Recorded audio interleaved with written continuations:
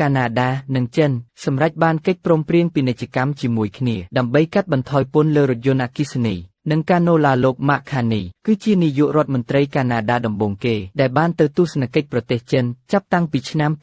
2017ហើយកំពុងស្វែងរកការកសាងទំនាក់ទំនងឡើងវិញខណៈដែលលោកកំពុងស្វែងរកទីផ្សារថ្មីដើម្បីទូទាត់ពន្ធរបស់សហរដ្ឋអាមេរិកលោកនាយករដ្ឋមន្ត្រីម៉ាក់ខានីបាននិយាយថាប្រទេសកាណាដានិងចិនបានឈានដល់កិច្ចព្រមព្រៀងពាណិជ្ជកម្មដំបូងដែលនឹងកាត់បន្ថយពន្ធលើរថយន្តអគ្គិសនីនិងកាណូឡាដែលប្រទេសទាំងពីរបានសន្យាថានឹងរុះរើបាំងពាណិជ្ជកម្មខណៈពេលដែលកំពុងបង្កើតទំនាក់ទំនងយុទ្ធសាស្ត្រថ្មី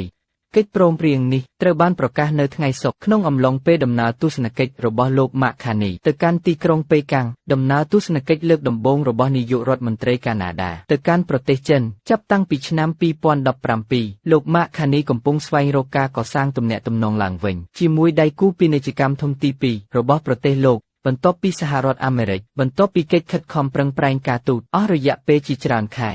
លោកម៉ាក់ខានីបាននិយាយបន្ទាប់ពីកិច្ចពិភាក្សាជាមួយមេដឹកនាំចិនរួមទាំងប្រធានាធិបតីជីងពីងថាដំបូងឡើយប្រទេសកាណាដានឹងអនុញ្ញាតឲ្យមានរថយន្តអគ្គិសនីរបស់ចិនរហូតដល់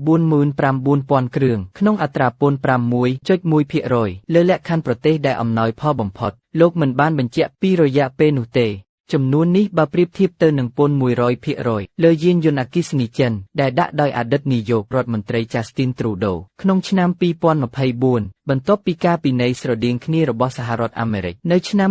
2023ប្រទេសចិនបាននាំចេញរថយន្តអគ្គិសនីចំនួន 41,578 គ្រឿងទៅកាន់ប្រទេសកាណាដាលោកម៉ាក់ខានីបានប្រាប់អ្នកយកព័ត៌មានថានេះគឺជាការវិលត្រឡប់ទៅរកកម្រិតមុនពេលមានការគិតពាណិជ្ជកម្មថ្មីៗនេះប៉ុន្តែក្រោមកិច្ចព្រមព្រៀងដែលសន្យាថានឹងមានច្រើនជាងនេះសម្រាប់ជនជាតិកាណាដាលោក Justin Trudeau បានរាប់ជាសុចរិតនៅពន្ធរបស់គាត់ដោយផ្អែកលើហេតុផលថាមានគែមទីផ្សារសកលមិនយុត្តិធម៌សម្រាប់ក្រុមហ៊ុនផលិតចិនដែលទទួលបានអត្ថប្រយោជន៍ពីការឧបត្ថម្ភធនរបស់រដ្ឋដែលជាសេណារីយ៉ូមួយដែលគំរាមកំហែងដល់ក្រុមហ៊ុនផលិតក្នុងស្រុកលោកម៉ាក់ខានីបាននិយាយថាដើម្បីឲ្យប្រទេសកាណាដាសាងវិស័យរថយន្តអគ្គិសនីដែលមានការប្រកួតប្រជែងផ្ទាល់ខ្លួនយើងនឹងត្រូវរៀនពីដៃគូច្នៃប្រឌិតចូលប្រើខ្សែសង្វាក់ផ្គត់ផ្គង់របស់ពួកគេនិងបង្កើនតម្រូវការក្នុងស្រុកលោកបានចង្អុលបង្ហាញពីភាពជាដៃគូដ៏រឹងមាំជាមួយប្រទេសចិនក្នុងការផ្ទុកនិងផលិតថាមពលស្អាតដែលជំរុញការវិនិយោគថ្មីលោកបានចង្អុលបង្ហាញពីភាពជាដៃគូដ៏រឹងមាំជាមួយប្រទេសចិនក្នុងការផ្ទុកនិងផលិតកម្មថាមពលស្អាតដែលជំរុញការវិនិយោគថ្មីលោកកានីបាននិយាយថាលោករំពឹងថាកតិកាសញ្ញា EV នឹងជំរុញការវិនិយោគរបស់ចិនយ៉ាងច្រើនទៅក្នុងវិស័យរថយន្តរបស់ប្រទេសកាណាដាបង្កើតអាជីពល្អៗនិងបង្កើនល្បឿនវាឆ្ពោះទៅរកអនាគតដែលមានថាមពលសុទ្ធសូន្យលោកដូកហ្វាត់នាយករដ្ឋមន្ត្រីនៃអុនដារីយ៉ូដែលជាខេត្តផលិតរថយន្តសំខាន់របស់ប្រទេសកាណាដាបានត្អូញត្អែថាប្រទេសចិនឥឡូវនេះមានជើងទំមរបស់ប្រទេសកាណាដាហើយនឹងទាញយកអត្ថប្រយោជន៍ពេញលេញលោកបាននិយាយនៅក្នុងការបង្ហោះមួយនៅលើ X ថារដ្ឋាភិបាលសហព័ន្ធកំពុងអញ្ជើញរថយន្តអគ្គិសនីថោកៗដែលផលិតនៅក្នុងប្រទេសចិនយ៉ាងច្រើនដោយគ្មានការធានាពិតប្រាកដណាមួយនៃការវិនិយោគស្មើភាពគ្នាឬភ្លាមនៅក្នុងសេដ្ឋកិច្ចវិស័យរថយន្តឬខ្សែសង្វាក់ផ្គត់ផ្គង់របស់ប្រទេសកាណាដាការបន្ថយពន្ធកាលពីខែមីនាកន្លងទៅដើម្បីសងសឹកចំពោះពន្ធរបស់លោក Trudeau ប្រទេសចិនបានយកពន្ធលើផលិតផលកសិកម្មនិងអាហាររបស់ប្រទេសកាណាដាជាង 2.51 លានដុល្លារដូចជាប្រេងកាណូឡានិងម្សៅបន្ទាប់មកពន្ធលើគ្រាប់ពូជកាណូឡានៅក្នុងខែសីហានោះបាននាំឲ្យមានការធ្លាក់ចុះ 10.4% នៃការនាំចូលទំនិញកាណាដារបស់ប្រទេសចិននៅឆ្នាំ2025លោកកានីបាននិយាយថាក្រោមកិច្ចព្រមព្រៀងថ្មីនេះប្រទេសកាណាដារំពឹងថាប្រទេសចិននឹងបន្ថយពន្ធលើគ្រាប់ពូជកាណូឡារបស់ខ្លួននៅថ្ងៃទី1ខែមីនាមកត្រឹមអត្រារួមប្រហែល 15% លោកបានមានប្រសាសន៍ថាការផ្លាស់ប្ដូរនេះតំណាងឲ្យការធ្លាក់ចុះគួរឲ្យកត់សម្គាល់ពីកម្រិតពន្ធរួមបញ្ចូលគ្នាបច្ចុប្បន្នចំនួន 84% ដោយលោកនិយាយបន្ថែមថាប្រទេសចិនគឺជាទីផ្សារគ្រាប់ពូជកាណូឡាចំនួន 4,000 លានដុល្លារសម្រាប់ប្រទេសកាណាដាហើយប្រទេសកាណាដាក៏រំពឹងថាម្សៅកាណូឡាបង្កងក្តាមនិងសណ្តែកបារាំងរបស់ខ្លួននឹងត្រូវបានដកចេញនៅពន្ធប្រឆាំងនឹងការរើសអើងចាប់ពីថ្ងៃទី1ខែមីនារហូតដល់យ៉ាងហោចណាស់ចុងឆ្នាំលោកកានីបាននិយាយថាកិច្ចព្រមព្រៀងទាំងនេះនឹងការបញ្ជាទិញនាំចេញជិត 3,000 លានដុល្លារសម្រាប់កសិករអ្នកប្រមូលផលត្រីនិងអ្នកកែច្នៃកាណាដាលោកក៏បាននិយាយផងដែរថាលោកស៊ីបានប្រាជ្ញាធានាការចូលប្រើប្រាស់ដោយគ្មានទិដ្ឋាការសម្រាប់ជនជាតិកាណាដាដែលធ្វើដំណើរទៅកាន់ប្រទេសចិន ប៉ុន្តែមិនបានផ្ដល់ព័ត៌មានលម្អិតទេនៅក្នុងសេចក្តីថ្លែងការណ៍មួយដែលប្រកាសដោយទីភ្នាក់ងារសារព័ត៌មានស៊ីនហួរដែលគ្រប់គ្រងដោយរដ្ឋចិនប្រទេសទាំងពីរបានសន្យាថានឹងចាប់ផ្ដើមការសន្ទនាសេដ្ឋកិច្ចនិងហិរញ្ញវត្ថុកម្រិតខ្ពស់ឡើងវិញជំរុញពាណិជ្ជកម្មនិងវិនិយោគនិងពង្រឹងកិច្ចសហប្រតិបត្តិការក្នុងវិស័យកសិកម្មប្រេងឧស្ម័ននិងថាមពលបៃតងលោកកានីបាននិយាយថាប្រទេសកាណាដានឹងបង្កើនបណ្ដាញថាមពលរបស់ខ្លួនទ្វេដងក្នុងរយៈពេល15ឆ្នាំខាងមុខដោយលោកបាននិយាយល្អិតបន្ថែមថាមានឱកាសសម្រាប់ភាពជាដៃគូរបស់ចិនក្នុងការវិនិយោគរួមទាំងថាមពលខ្យល់នៅឯនីសមុទ្រផងដែរលោកក៏បាននិយាយផងដែរថាប្រទេសកាណាដាកំពុងពង្រីកការនាំចេញឧស្ម័នធម្មជាតិរាវរបស់ខ្លួនទៅកាន់អាស៊ីហើយនឹងផលិតឧស្ម័នធម្មជាតិរាវចំនួន50លានតោនជារៀងរាល់ឆ្នាំដែលទាំងអស់នេះមានគោលដៅសម្រាប់ទីផ្សារអាស៊ីនៅឆ្នាំ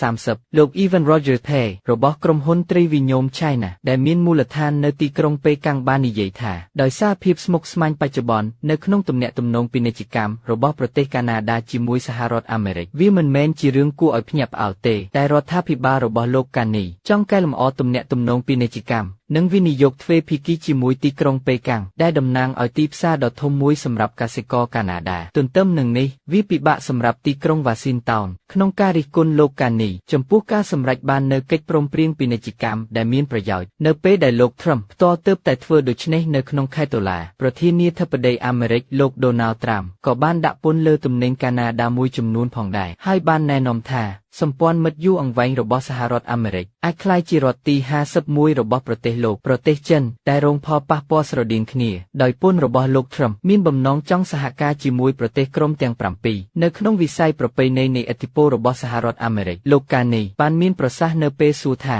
តើប្រទេសចិនជាដៃគូដែលអាចទស្សទីបាននិងគួរឲ្យទុកចិត្តជាងសហរដ្ឋអាមេរិកឬអត់ថាតាក់ទងនឹងរបៀបដែលទំនាក់ទំនងរបស់យើងបានរីកចម្រើនក្នុងរយៈពេលប៉ុន្មានខែថ្មីៗនេះជាមួយប្រទេសចិនវាអាចទស្សទីបានច្រើនជាងហើយអ្នកឃើញលទ្ធផលដែលកើតចេញពីរឿងនោះលោកកានីក៏បាននិយាយផងដែរថាលោកបានពិភាក្សាជាមួយលោកស៊ីអំពី Greenland លោកបានមានប្រសាសន៍ថាខ្ញុំបានរកឃើញការសម្របសម្រួលទស្សនៈជាច្រើននៅក្នុងន័យនោះលោកត្រុំក្នុងរយៈពេលប៉ុន្មានថ្ងៃថ្មីនេះបានរស់ឡើងវិញនៅការទាមទាររបស់លោកចំពោះទឹកដីពាក់កណ្ដាលស្វយ័តរបស់ប្រទេសដាណឺម៉ាកខណៈដែលសមាជិក NATO បានប្រញាប់ប្រញ័រប្រឆាំងនឹងការរិះគន់របស់សហរដ្ឋអាមេរិកថា Greenland មិនត្រូវបានការពារគ្រប់គ្រាន់ការប្រជែងគ្នារវាងចិននិងអាមេរិកអ្នកវិភាគនិយាយថាការផ្សះផ្សាគ្នាអាចផ្លាស់ប្ដូរបរិយាបន្នយោបាយនិងសេដ្ឋកិច្ចដែលការប្រជែងគ្នារវាងចិននិងអាមេរិកកំពុងលាតត្រដាងទោះបីជាទីក្រុងអូតាវ៉ាមិនត្រូវបានគេរំពឹងថានឹងផ្លាស់ប្ដូរយ៉ាងខ្លាំងពីទីក្រុងវ៉ាស៊ីនតោនក៏ដោយលោកសុនឆេងហាវ